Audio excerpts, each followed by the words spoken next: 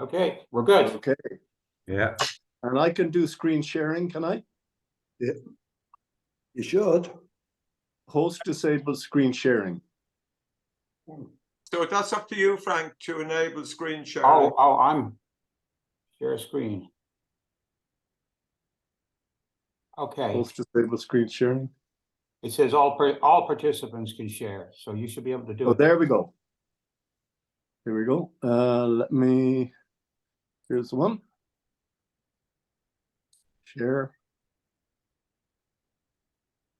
Has that come through? Yeah. Yeah. Yep.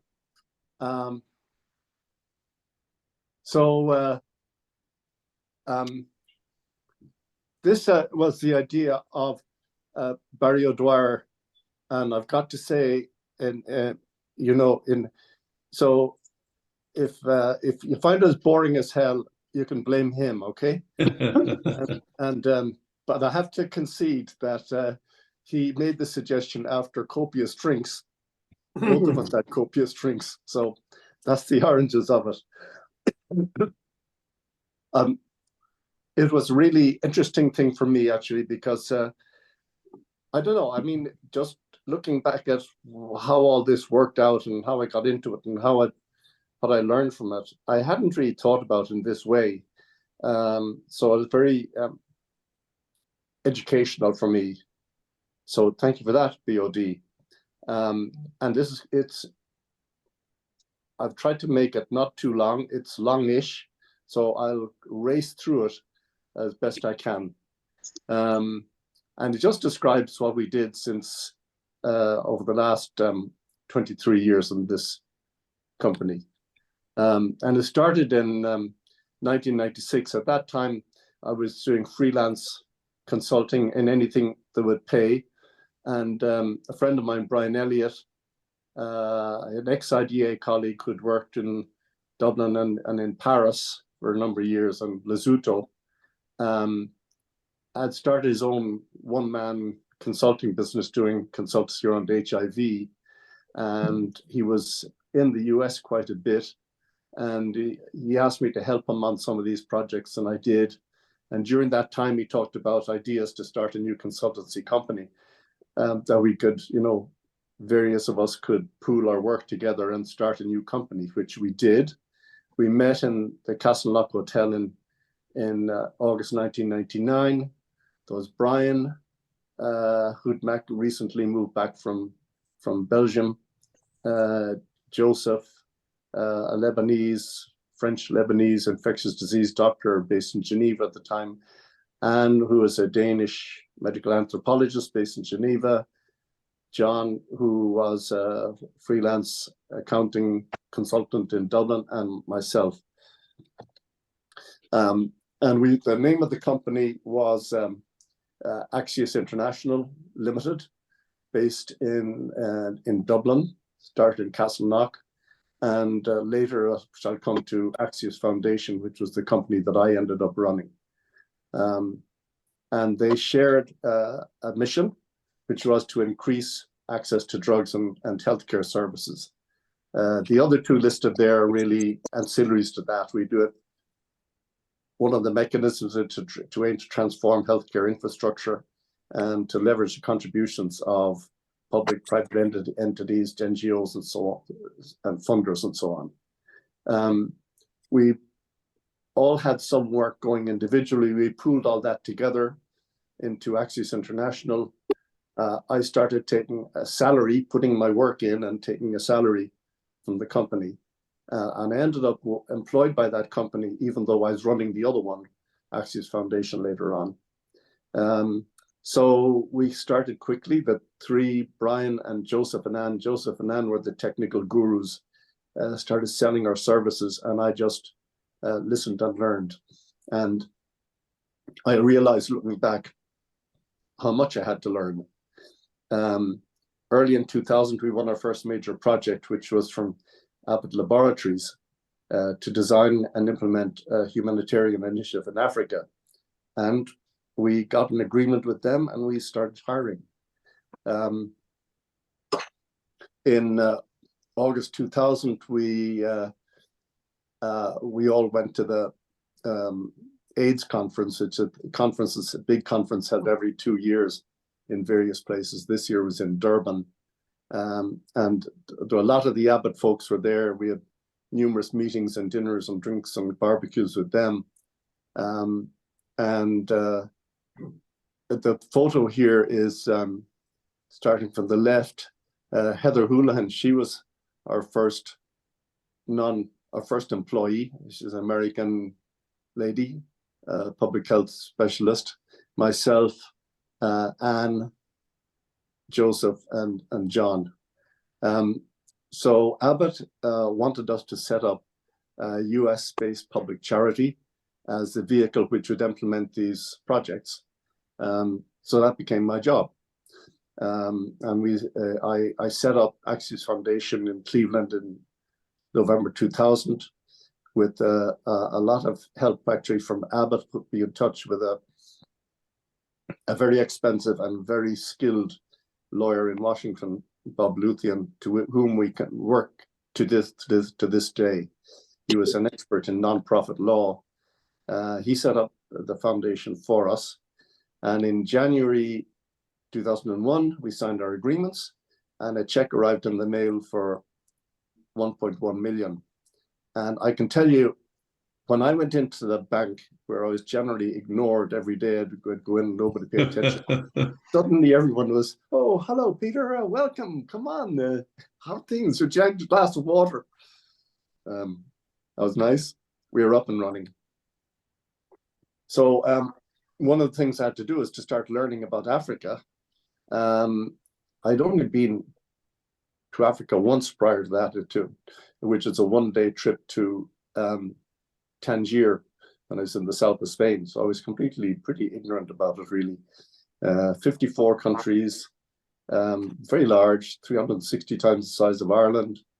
You can see they're second most populous, very young, religiously split between Christianity and Islam generally. Very diverse.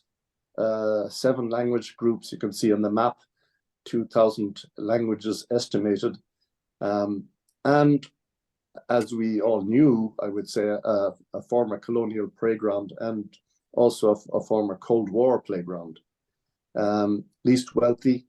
And I found this interesting quote, which I think is pretty good. Scholars have attributed this, the lack of wealth, to different factors, including geography, climate, tribalism, colonialism, the Cold War, neo-colonialism, lack of democracy, and corruption. And I would add to that lack of rule of law. The things that were most evident to me really were those ones highlighted in red, because over the time that I've worked in this, I've seen promising governmental structures and, rise and fall and coups and bad governments and so on, a lot of problems. But that is an interesting kind of map showing the emergence from colonialism.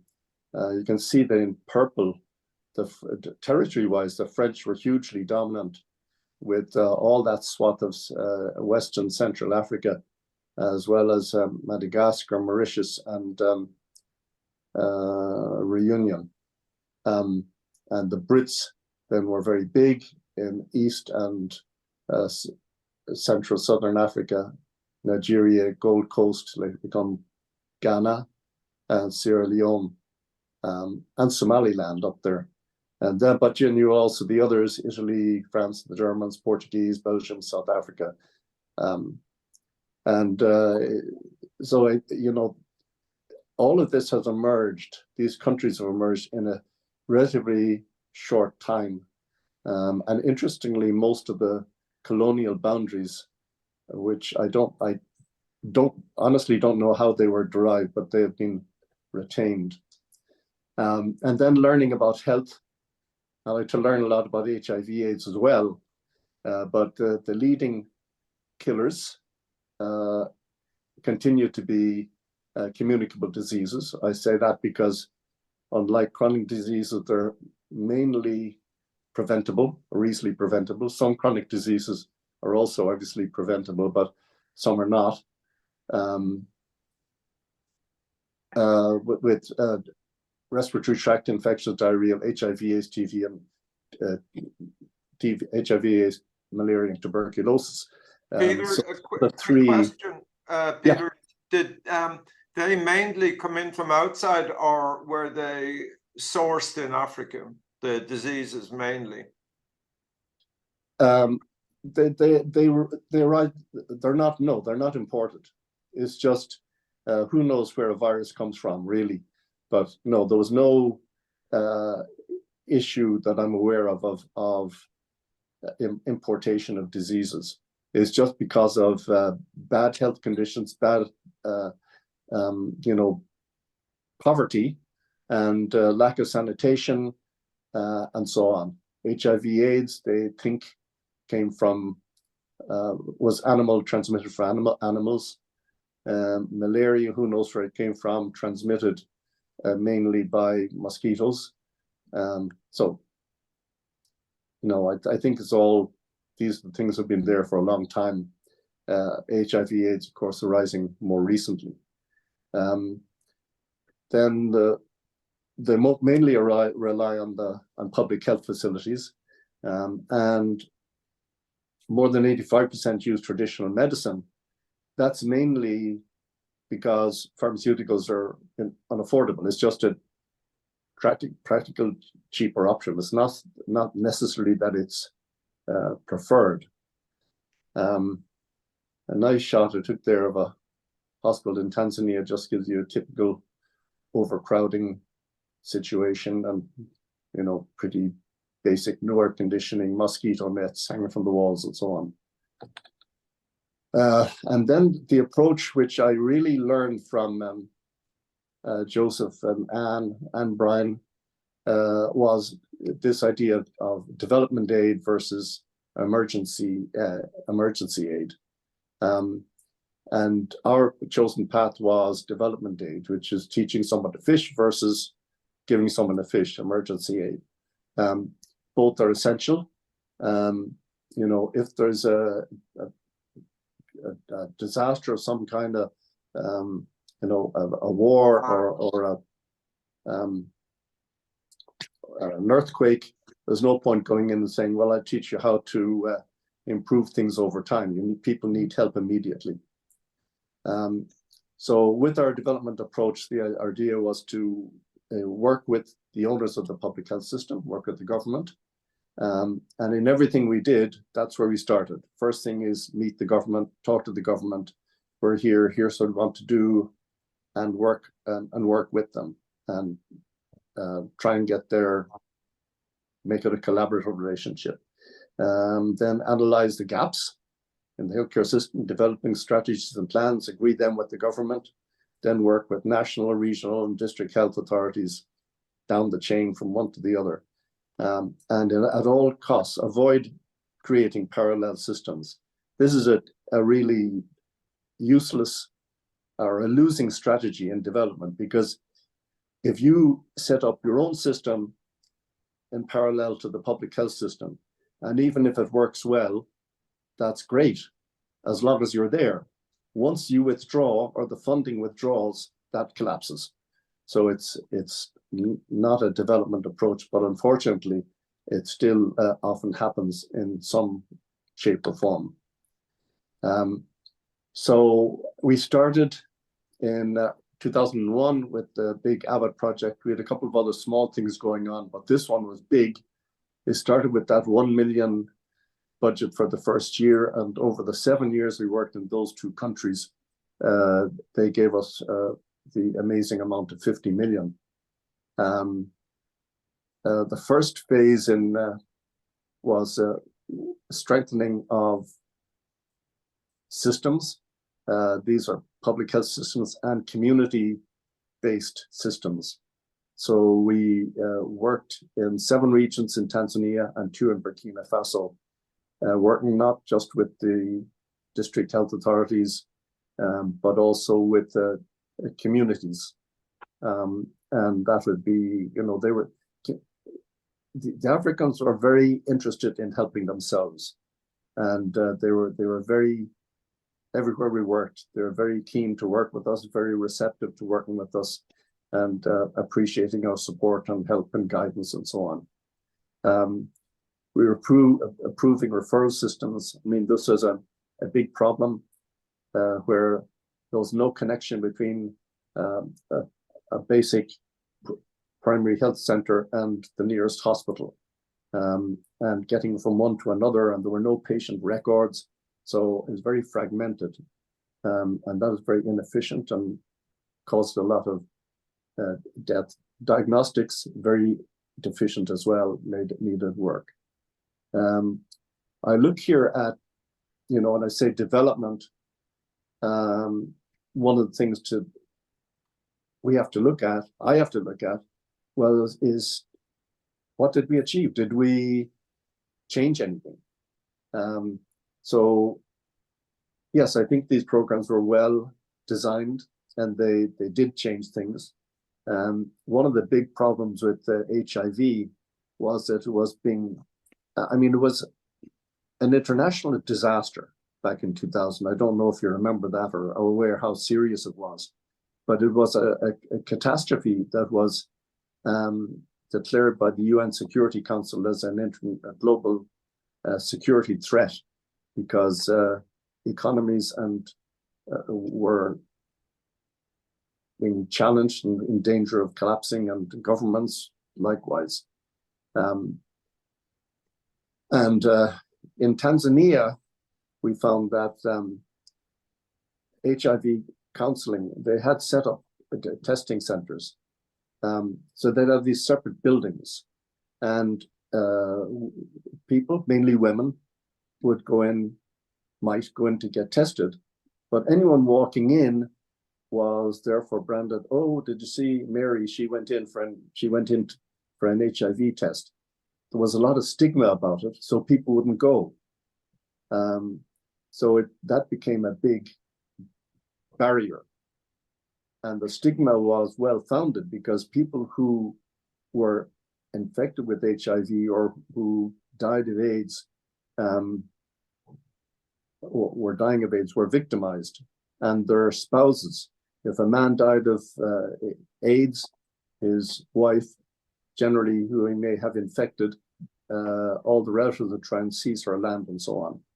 So what we did in that is we developed models and tested them around the country in the 7 regions to integrate HIV testing into the hospitals, and set up these confidential rooms where patients could meet the providers. So someone going in with a broken leg would go into the little room or whatever, and they could get an HIV test.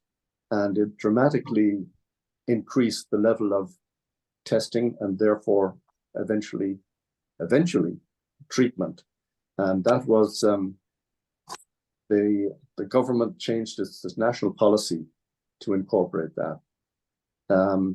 And we did a lot of work to prevent mother-to-child transmission of HIV, using some interesting models, one of which was to a lot of births in rural Africa particularly happen in the villages. They don't happen in clinics or hospitals. And the women use traditional birth attendants. They're generally older women who have been through the mill. And a lot of these would be illiterate. But we started working with them to have them, train them to give the necessary dosage of antiretrovirals to the mother and the baby during childbirth. It was just 1 dose each. And to keep the mechanism for them to keep track of their inventory was colored beads. So they had colored beads, and these ones, this one and that one. So it was kind of primitive but effective, and it worked. The second one was this major upgrade to the national hospital in Tanzania. It was a huge project. we restructured the management and governance. We hired a CEO, a British guy, David Tregening, to run it. Improve security, building a wall. Before that, when Billy was a shambles, stuff was walking in and out the doors. There was no security. It was treating everything from brain surgery down to common colds. And it was vital to restructure it as what it should be, a tertiary center of excellence. Excuse me. We renovated the central pathology laboratory and we built a new outpatient center. And here are some pictures. We had our own ambulance that was to kind of provide it was a test project to show how we could simply improve just with the vehicle referral between primary health centers and hospitals in areas where there was no communication. Cell phones, there were too mountainous, there was no cell phone coverage. And these were equipped with radio telephones. The next one, typical thing you see in every hospital in Africa I've been in, women waiting for hours. Third one is me with the community leaders of the village of Kapandi in southern Tanzania. We can have a competition afterwards, see if anyone can identify which one is me. At the bottom, typical staff of a primary health center. That's what they look like, typical block building, single-story block building. And there's a laboratory technician with his spanking new equipment that we got from ABBA as part of the project. Okay, so far. Yeah. Here's some, this is, half the money we got from ABBA went into this. The top left is a central pathology laboratory. It was huge and a shambles. It was a real mess. We gutted it down to the studs and completely renovated it inside. And Abbott provided a lot of equipment for it. The one on the left is a brand new outpatient center built on a greenfield site within the hospital compound.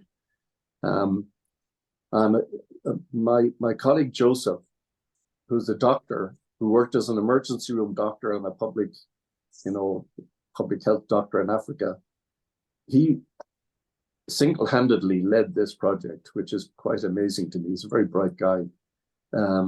Chinese construction firm, British architects, hired a consultant from the former director of the Karolinska Institute in Stockholm, and it got done. Bottom left is the inside of the new laboratories, and bottom right, when after the thing was finished, about 2006, I think, we had all the big hoo-has there. The guy with the gray hair on the left is Miles White, chairman and CEO of Abbott. The woman is the Minister of Health of Tanzania.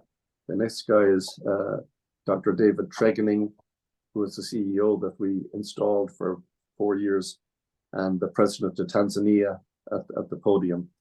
So it was quite a big deal. So another whole thing we did to try and improve access was to manage drug donation and access programs. When we went to the AIDS conference in Durban in 2000, the German company Boehringer Ingelheim had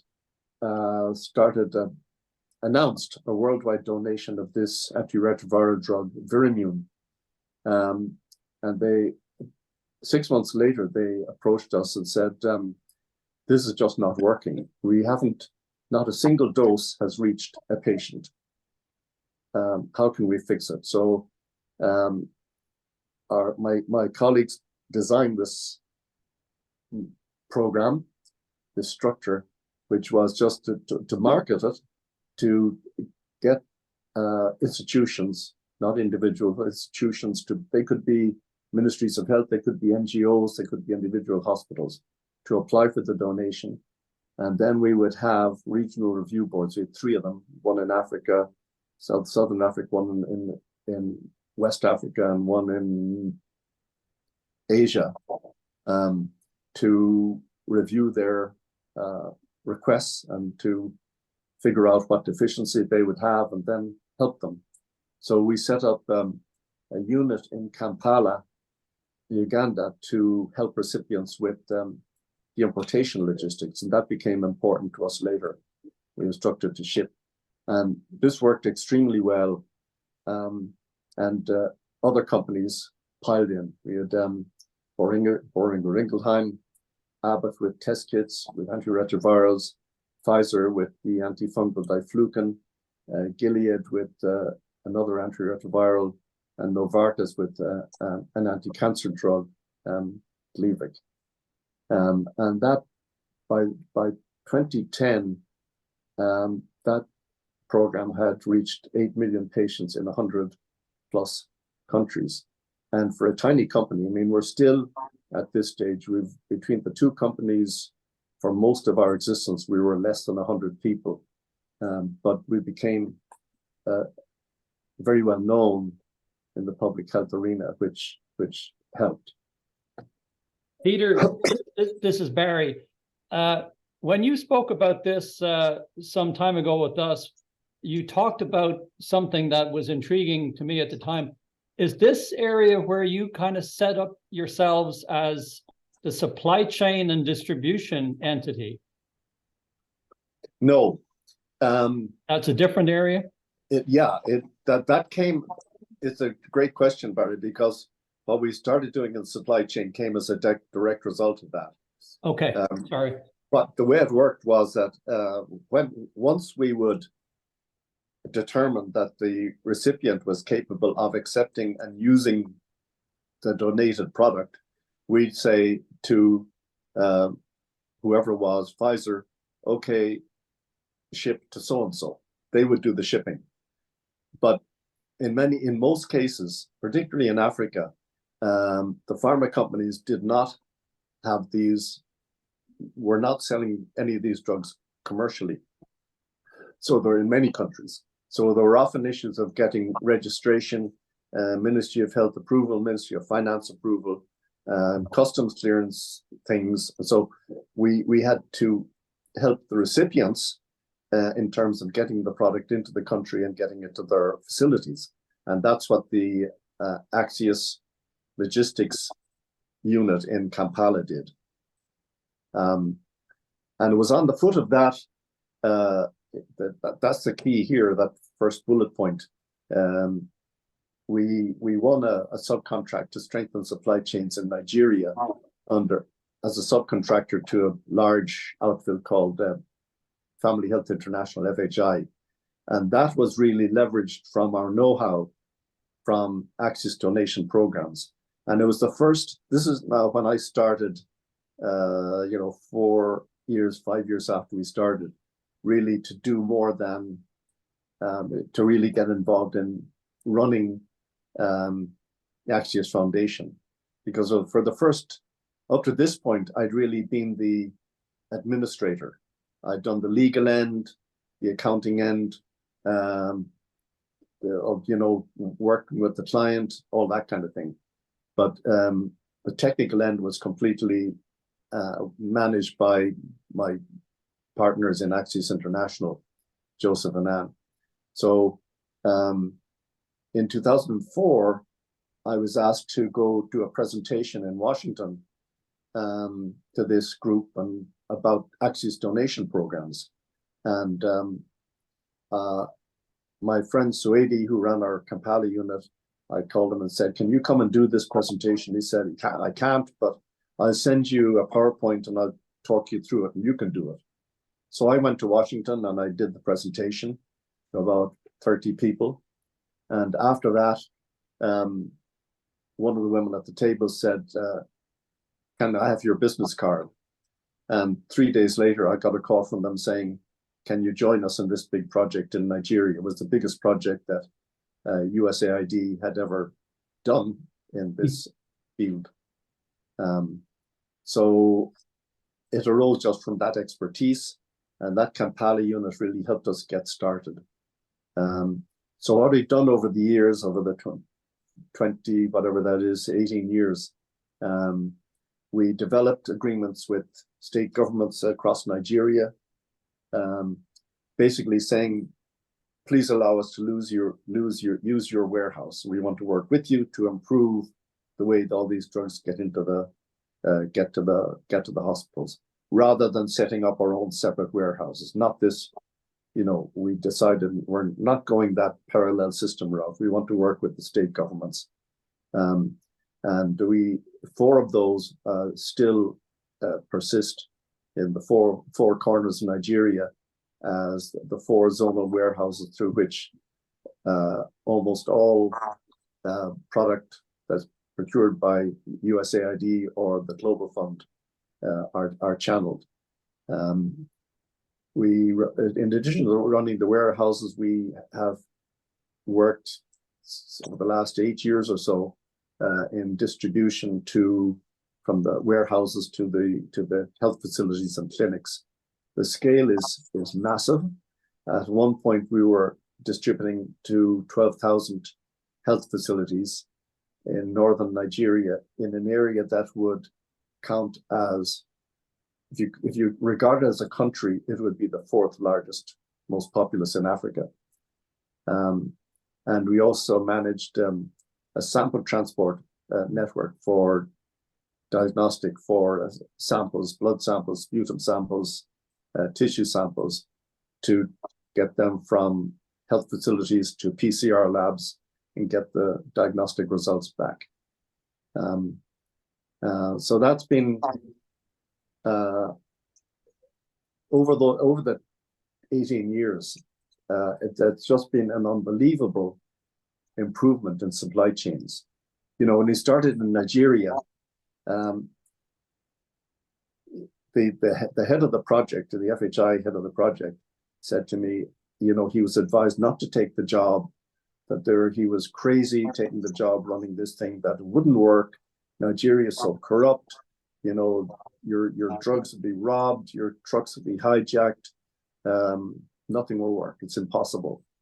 And in the beginning, we were sort of cheering if we actually made a delivery, and it has got from that to now it's down to a machine that works with kind of a vague approximation of a developed country supply chain. A lot of deficiencies, but we're now down to tweaking and improving. There's track and trace of products pretty well working across the country, and how to lower cost and all of that. So it's come a huge way.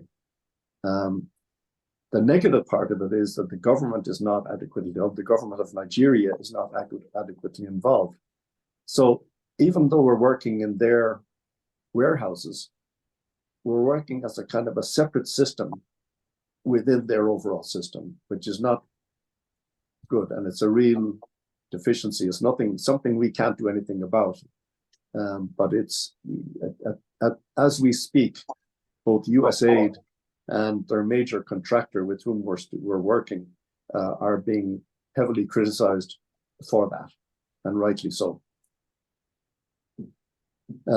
So we also did supply chain work in Sudan. We worked there for 3 years with a team of about 12, basically to integrate. There were separate supply chains in Sudan for TB, for malaria, for HIV, very inefficient. And we managed to work with the various vertical departments, sections of the Department of Health, to integrate those into a single supply chain. That was quite a good one. Liberia, we had 4 people embedded in the central warehouse there,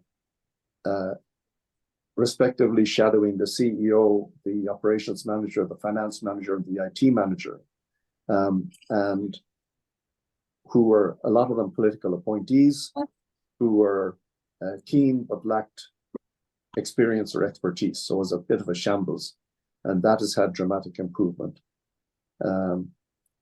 We still have a guy in Haiti, one guy, battling on there bravely, running a warehouse. And then Zambia, Rwanda, Eritrea. Eritrea, we're trying to upgrade their logistics management information system in a country which has virtually no internet. It's just such an impossible project. The projects mostly have been funded by USAID, also the UK government, formerly the Department of International Development, and the Global Fund for HIV, TB, and Malaria, which is a major player. The positive thing is all of these have given huge amounts of money, continue to do so, and that enables impact and scale. But the negative is very heavy bureaucracy, with USAID, tremendous micromanagement, and they're just getting in their own way. This idea of self-reliance, the government being enabled to run all these supply chains themselves, has not been achieved.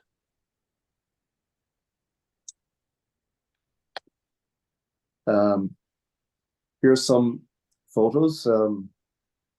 Top left is the two guys on the right. Red shirt is William Mfuko, and on his right, the white shirt, Deo Camara. That is 2005, the first donated shipment of antiretrovirals going into Nigeria. And I love that photo. I'll come back to it. On the right, I'm showing these photos because all this was possible because of the people that we were found and were able to hire. And their professionalism, their work ethic, their dedication has been incredible. So everything we've achieved is because we found great people. Have we had problems? Yes, we have, but really a positive experience. The top right is our own staff outside our warehouse in Utako and near Abuja, Nigeria. The guy second from the right is my friend and star, Soedi Moingo, a Ugandan guy. He ran the technical support for the donation programs and really helped us get started in Nigeria. And he's still on we got him on our board of directors about 3 years ago, but he's an amazing guy. When he was leaving school, he couldn't speak English. He had come from a kind of rural village, and he got into pharmacy school, which is very competitive. They only were graduating 10 pharmacists per year in Uganda. Then he did an MBA. Then he did an MPH in Johns Hopkins in Baltimore. And he's created a really successful business. Bottom left, one other thing, the guy in the gray suit, Sadiq Umar, he started our first project in Liberia in the middle of Ebola. It was so bad in Liberia that all flights in and out of the country were canceled, except for 2 airlines, Belgian Airlines and Air Morocco, I think. It was Air Morocco. I flew them at that time. Good man, Paddy. And he went from Abuja to no problem, no complaint. Went from Abuja to Monrovia he had to fly first of all to Lagos, then to Casablanca, and then Casablanca to Monrovia. It took 2 days or something. He had to dress in a huge kind of bodysuit to go out anywhere, boots. When they'd come back, they'd have to be hosed down and then taken into another room and all this. But he exemplifies what I have found with many Africans. They're fearless. The guys you worked at, they're unbelievable. You can say, you know, will you go to Gaza tomorrow? Sure. They just go.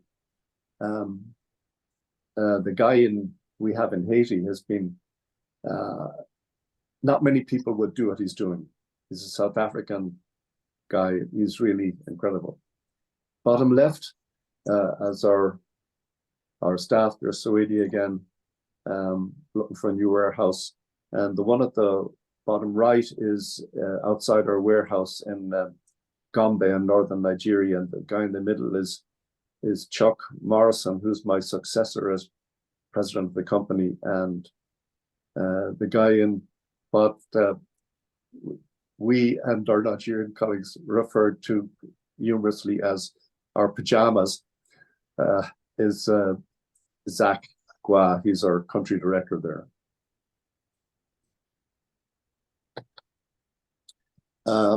Nigeria before and after.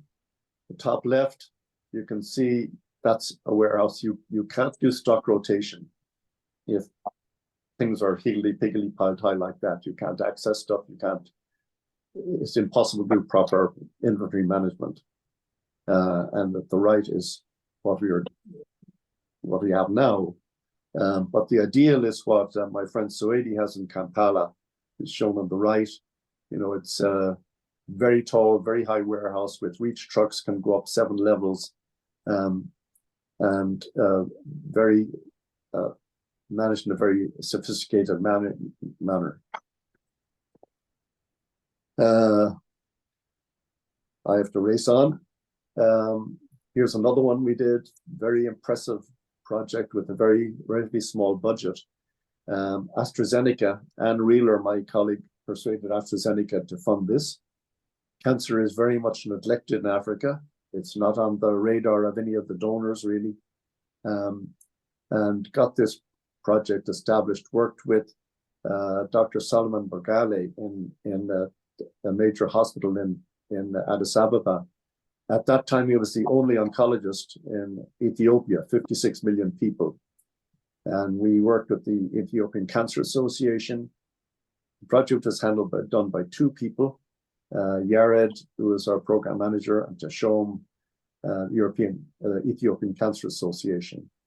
A cancer registry, an awareness campaign, a mammography, and it has had a major influence on the Ethiopian government policy on breast cancer. I talked to Yared within the last month, and he said it was, you know, we really stimulated something. We put a spotlight on it.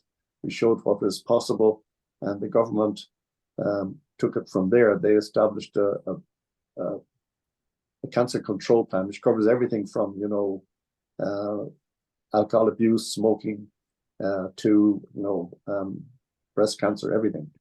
But we now have 22 cancer centers in Ethiopia as opposed to 1 in 2005. And people are getting diagnosis, awareness, early treatment. A long way to go, but certainly a step forward. We visited that in 2011. That's my wife, Jane, talking to Dr. Borgale. On the top right is Yared, who's a great guy, medical doctor, worked for us for half nothing with our board member, Bill Plato. Some of the equipment donated at the bottom. And then myself and John MacDonald with Dr. Astor, the CEO of the hospital, and Dr. Borgale. So the future, in the near term, things we're looking at, you know, we're looking at a similar breast cancer project in Liberia. We're working with hematologist a Nigerian hematologist, who's a real kind of international guru on tackling sickle cell disease. It's a horrible disease that affects mainly blacks, and causes early death and a lot of horrible suffering. We've a nice project if we can get funding for it. And then longer term, PICMA, this is a company, a joint venture we founded. PICMA is an acronym for, I mentioned that, I can't even remember what it stands for. Improving, Partnership for Improving Healthcare Supply Chain Management in Africa, something like that. But it's a 4-company joint venture.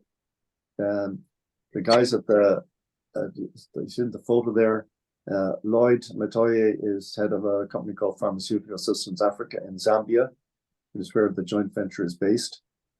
Clinton D'Souza, South African guy, with a consulting company, Celsium. Soedi with his company in Uganda, and myself.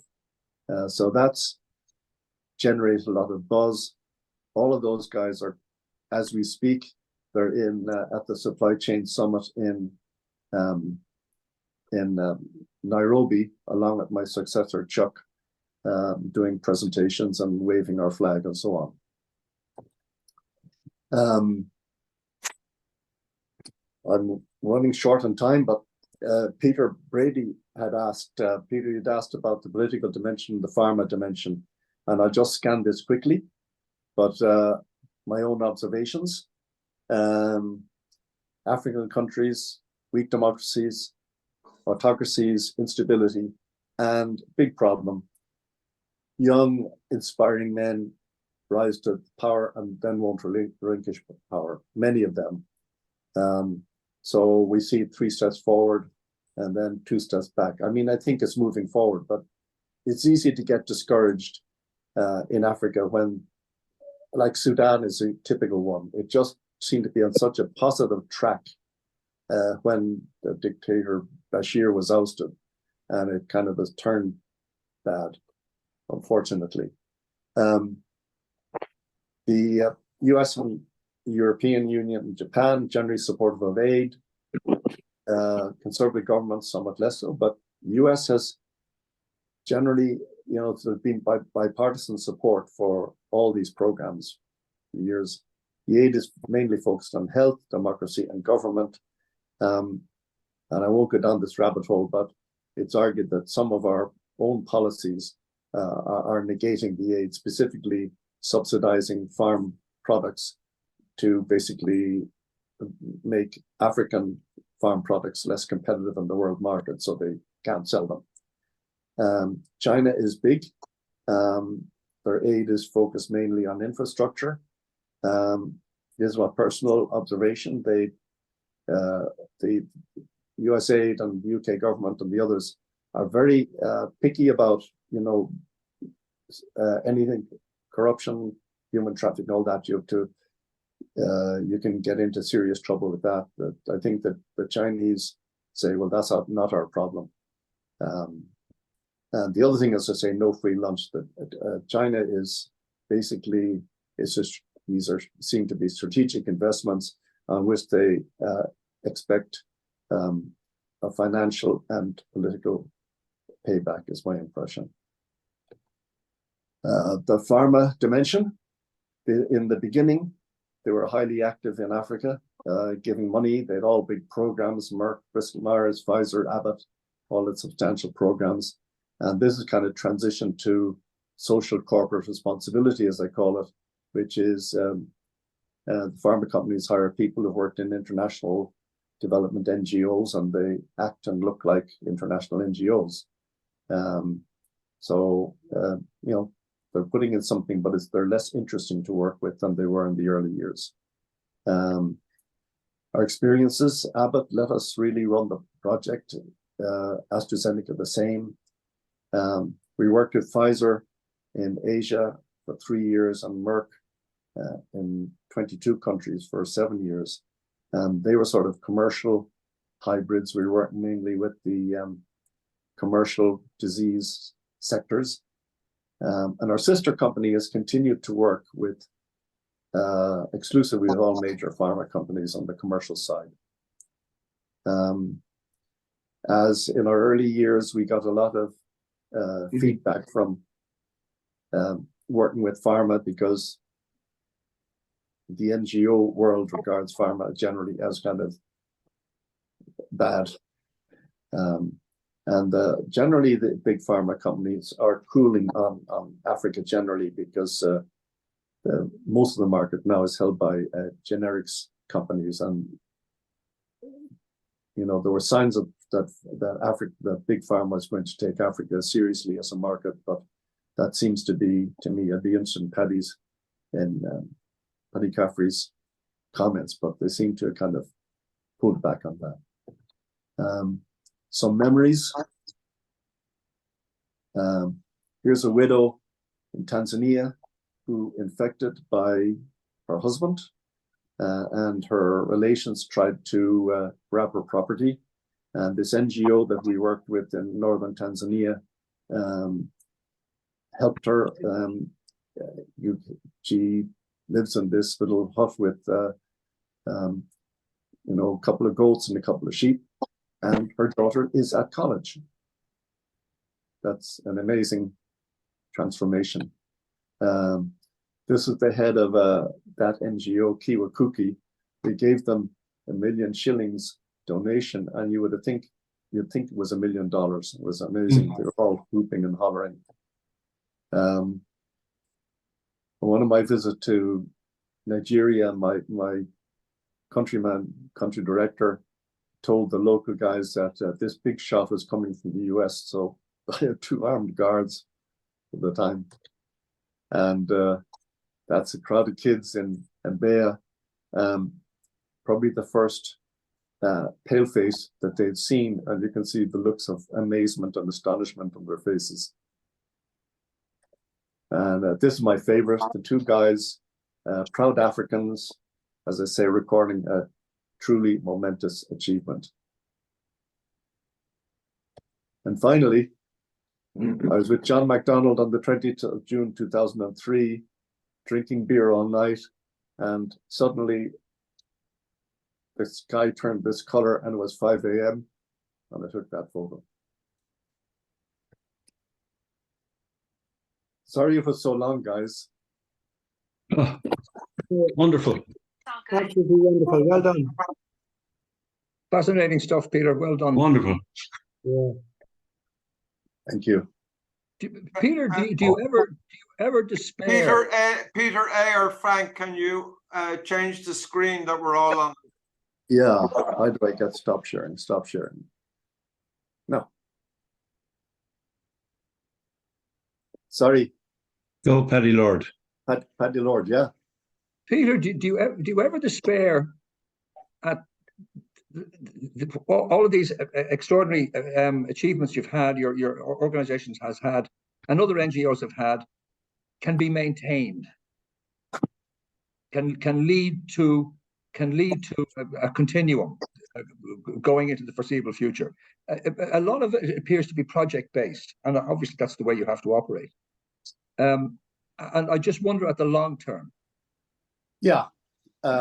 Yes, the answer is yes, I think so. And that's exactly, Paddy, why we have really focused on the development aid side. The goal is that when you finished, the system works better. That's the whole thing. That it doesn't require your continued presence, but it's also, there is a deficiency, and it's, in my view, USAID's fault in the case of their projects. They have what they call the journey to self-reliance, and that's the idea that countries should be able to take over all these things themselves. They're not doing it properly. They're continuing to micromanage. In Nigeria now, we're developing a more and more perfect supply chain system, but the government are not adequately engaged. But not all projects are like that. I think there's I think a lot has changed, a lot has improved in many countries. Tanzania has come an awful long way. Nigeria has come an awful long way. As I say, Sudan went forwards and then it went backwards. So it can be discouraging, but I think in some that things are improving and things are changing, and the donors need to continue to be smarter about what you're talking about, Paddy, making sustainable change. And once the government is properly involved and are partners as opposed to bystanders, that can work well. At the risk of being controversial, do you not see some benefit in the Chinese approach? Yeah. Imperfect as it is. Yes, yeah, I do. I heard a great interview today about the recent meeting between Biden and Xi, and described dispassionately the different philosophies. And Biden said that Xi is a dictator, and Xi would regard America as chaotic and ineffective and so on. So what they're doing is really helping countries in terms of developing their infrastructure. So there is a benefit to it. I would worry a bit about the ultimate price that would be paid for that. Remains to be seen. Peter, do you see India anywhere on the horizon? Because they're 60% of generic drugs in the world at the moment comes from India. Are they putting a foot into India at all, or? Those big India pharma companies are completely dominating the supply of drugs into Africa. But India as a country, I don't see ever. Do the Indians engage, Peter, in the sort of projects that the US pharmacies had you referred to in your presentation? Do the Indian pharma companies do the same sort of thing? No, I don't think any of them have. They don't. My friend Suedi is. Huh? They don't fund programs. No. My friend Suedi, he's been doing over the years a lot of procurement, and he's worked with CIPLA and all these, and works with them all the time, or Abindo and all these. But I don't think they've done. They're very active and they're very present and they're very responsive, but they haven't gone that route. So they're primarily commercial. Yeah. Rather than correct. What's the word I'm looking for? Yeah, you know what I mean. Yeah. Interesting. I have to say it was a fascinating presentation, Peter. And my compliments. You've achieved a hell of a lot. It's something to be seriously proud of. Thanks, Paddy. Just a thought, Peter, about the fundamental, the building block for sustainability, I guess, has to be education. What's the current, or what was the kind of the level of education available for people in Tanzania, so that you would, that there would be people with the capability of sustaining any programs that were introduced?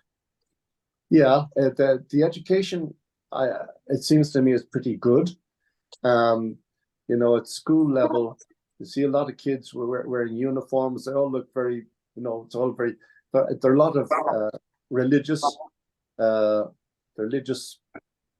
on both sides.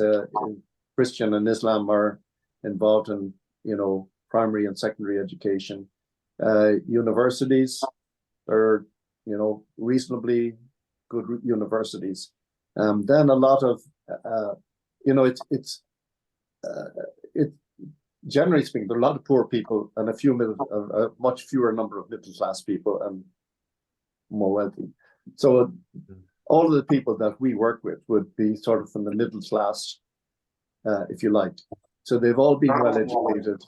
They've all got university degrees. A lot of them would do, further go to the UK to do master's degrees and PhDs and all that type of thing.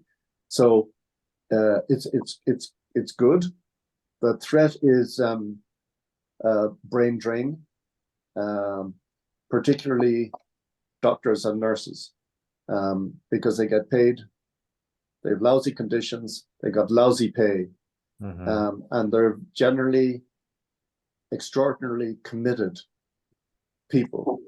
But at a certain point, they just you do see them exiting, going to the UK and so on. I could see them, and that's happening in the States and the UK, isn't it? From third world countries like the Philippines, I could see a nurse or somebody, or even a doctor, saying, "Hey, I'm dedicated to my country, etc., but I got to think of my kids."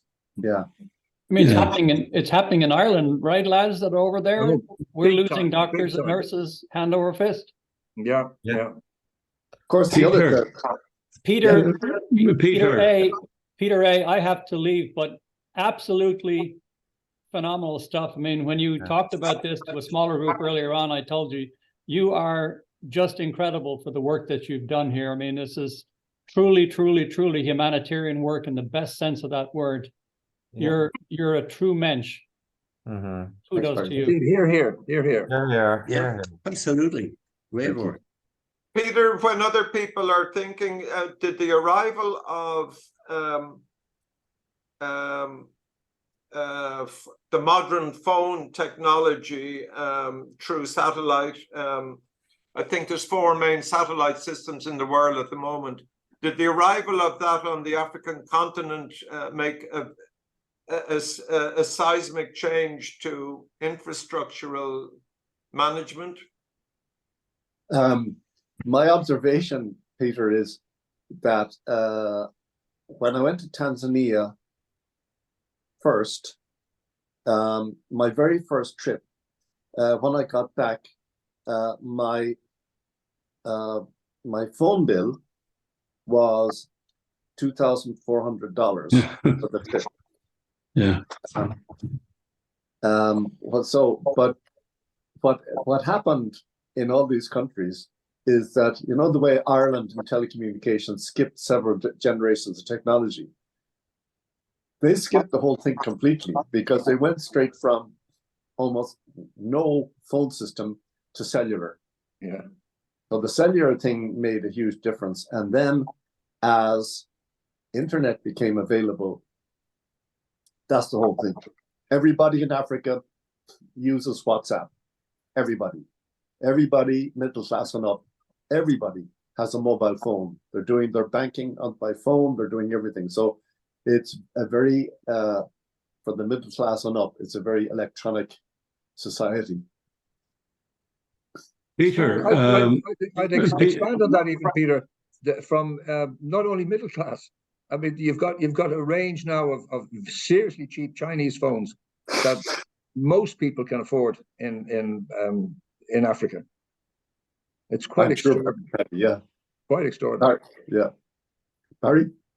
Yeah, Peter, do you have a good story about how you secured your first contract with Abbott that helped launch everything? I mean, you had 5 people.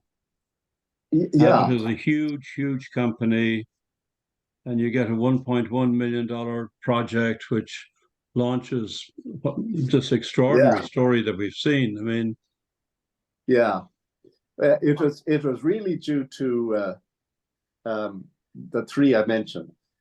Joseph Saba, his previous job, he had been working in UNAIDS, and he was head of their drugs access program, but he had kind of garnered an international reputation because some work he'd done on HIV in Rwanda, and Africa. So he's only, at that stage, he was only 38, but he was a very bright guy and had a kind of commanding presence. Brian Elliott, the founder of the company, my friend, was a great bullshitter, and Anne Reeler was, a very statuesque and very smart Danish blonde, and the three of them descended on Abbott, saying, you've got a problem. See, all the pharma companies are having big problems at that stage over HIV. A group of activists had invaded the office of the CEO of Pfizer in New York and, ransacked it and all this kind of thing. And they were attending the AGMs of the pharma companies and kicking up stinks and throwing bombs and, eggs and all this kind of thing. So there was a serious PR problem. So they were all trying to do something to offset the negative publicity that they were garnering by being rich pharma companies who are denying healthcare to all these suffering people. So Abbott's, they were looking for a solution, and they didn't know how to do that. And they saw in our little group, okay, these guys know how to do it. So it started off as a consulting project, which was design the project. And so they designed the project. It was actually 4 countries: Tanzania, Burkina Faso, Romania, and India. And then they said, okay, that's great. Now we'd like you to implement it in 2 countries, and we'd like to work with you, and we'd like to learn from you. So we worked, that's how we got, that was it. Extraordinary. Congratulations. Just wonderful. Absolutely wonderful. Yeah, how did you keep your enthusiasm up? I mean, I'm sure you had some highs and lows through this whole process, right? Yeah, sure. A couple of knocks, but I've got to say, generally, it's been stimulating. And I've got to say, I'll come back to it again. The Africans that I worked with have just been great, really great. And their own enthusiasm and their pride in getting things done and their commitment. And I never got to the point of saying I kind of want to give up. I've got to say that my successor is Chuck. He is tiring of the bureaucracy, and it's not what's happening in the countries. It's what's happening above us with the main contractor they're working with and with USAID, and their level of bureaucracy, their slowness, they're plodding along. They've got 1 million rules and regulations from moving a stapler from one side of the desk to the other, and that is tedious. There's no question about that. So if there's discouragement, I think that's where it come from, more than from, if you will, the countries. And I would think, Peter, that you look at what's going on in Gaza, for instance, through very, very different eyes than most of the rest of us here. You have a particular view tempered by your experience over 18 years in varying situations of desperation in some instances. I'd say, Barry, no more insight than you would have, honestly, because we've never worked in that kind of situation, that horrible situation of where it's unspeakable. I mean, that's if we were in emergency aid or disaster aid, I'd have a better insight. But we've never had to work in places which are just, apart from Haiti would be the only one, which I think is a real basket case.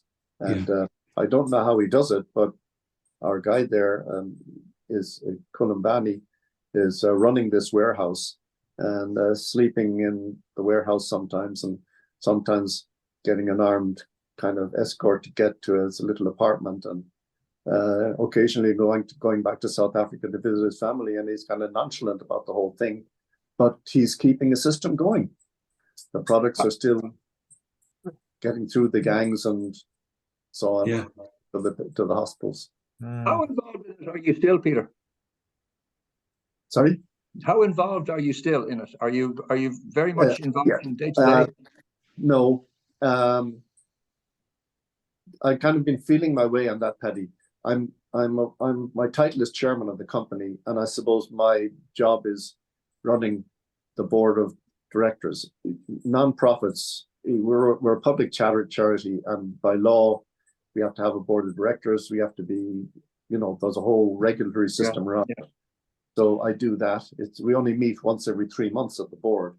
Other than that, I'm kind of acting as a backup or kind of counselor or advisor or supporter to Chuck. Yeah. And I work about 8 hours a week.